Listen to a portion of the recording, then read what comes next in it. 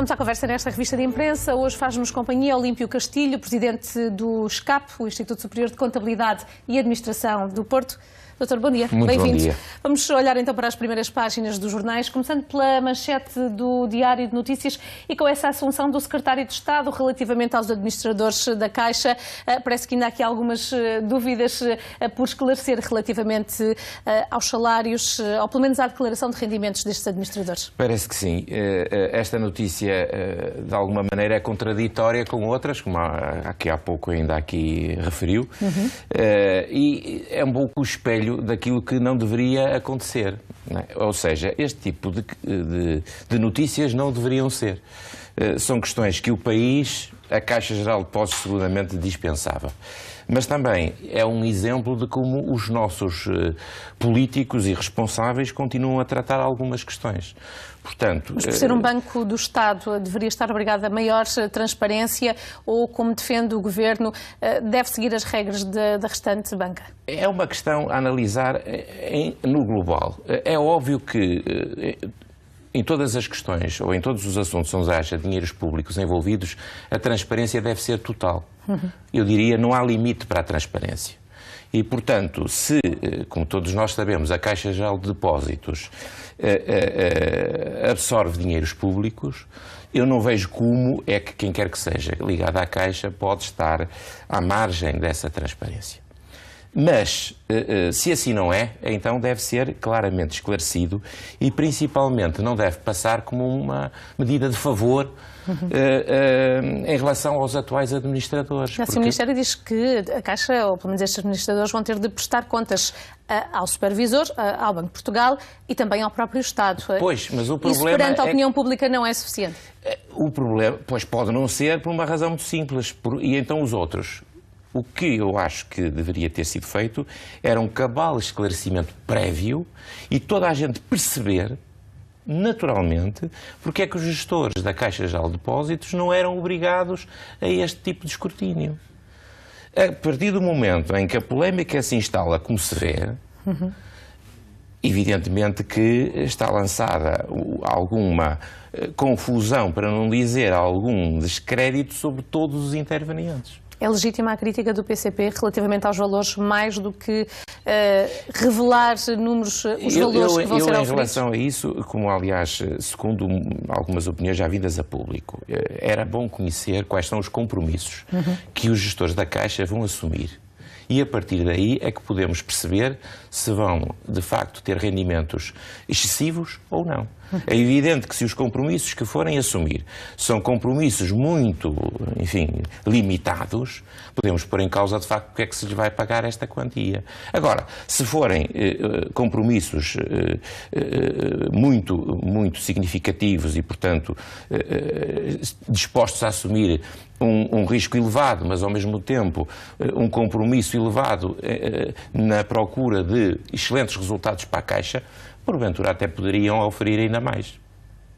Doutor, avançamos nos temas que escolhe para esta conversa. Continuamos a falar de dinheiro, de muito dinheiro, ou neste caso talvez da falta dele, quando falamos de ciência e dos resultados que a ciência portuguesa tem produzido nos últimos anos. Exatamente. Esta notícia também é significativa por vários pontos de vista.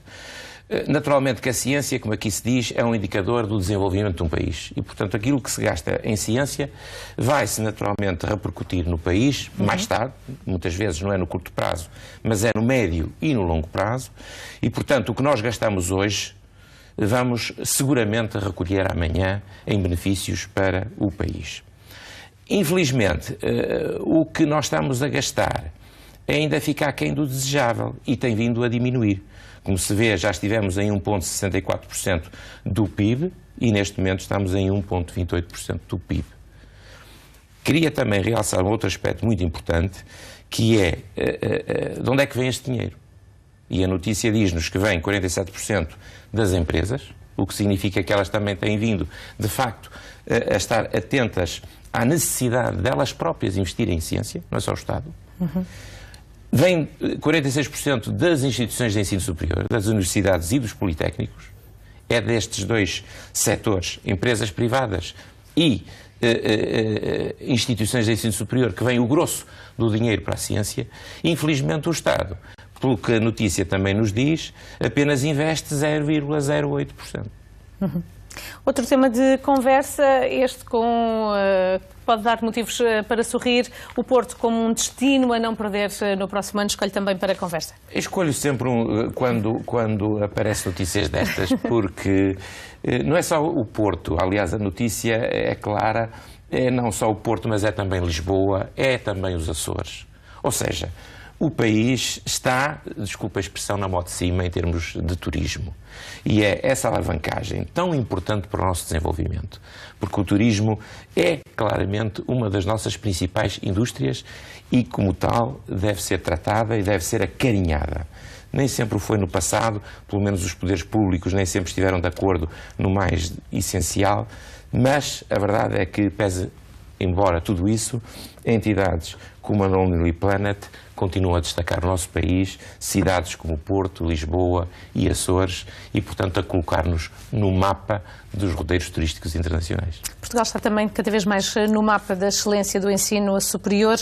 O trabalho que é feito diariamente é pela excelência ou pela qualidade desse mesmo ensino, mas tem sido feita também uma aposta grande na internacionalização e para o escape.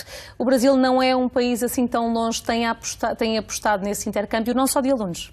Não só de alunos, mas nos últimos tempos, particularmente de alunos. O Brasil é um país, para além de ser um país irmão com quem Portugal tem relações privilegiadas, é um país em que nós nos sentimos em casa, como os brasileiros se sentem em casa quando aqui vêm.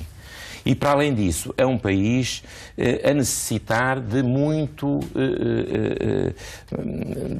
portanto, tem uma enorme procura em termos de formação e não tem uma oferta suficiente. Ou seja, o país precisa das nossas instituições e nós estamos disponíveis para os ajudar sem, e é bom que se diga, sem prejudicar naturalmente os nossos jovens, porque nenhuma desta cooperação põe em causa a formação dos jovens portugueses. Agora, o que nos permite, naturalmente, é aproveitar capacidade instalada, que ainda não está totalmente utilizada por variadíssimas razões e, portanto, o Brasil é uma oportunidade para as instituições de ensino superior portuguesas. É também uma forma de colocar para trás relações mais tensas que houve em áreas, não da contabilidade, mas como vimos, das engenharias e do direito, ao nível do reconhecimento de diplomas. É também uma forma de estreitar esse tipo de laços com o Brasil? É uma forma claramente de forçar que esse tipo de problemas, de uma vez por todas, se resolva. Porque ainda não está completamente resolvido.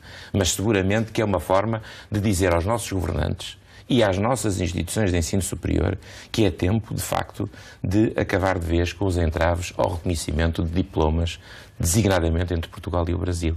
É um pouco isso que o SCAP também procura fazer através desta oferta que lançou para o Brasil e através da qual tem vindo a receber anualmente 60 estudantes brasileiros para os nossos cursos de mestrado. Dr. Olímpio Castilho, muito obrigada por ter estado connosco. Muito obrigado por aqui estar. Muito obrigado. Bom dia. É a altura de fazermos o intervalo.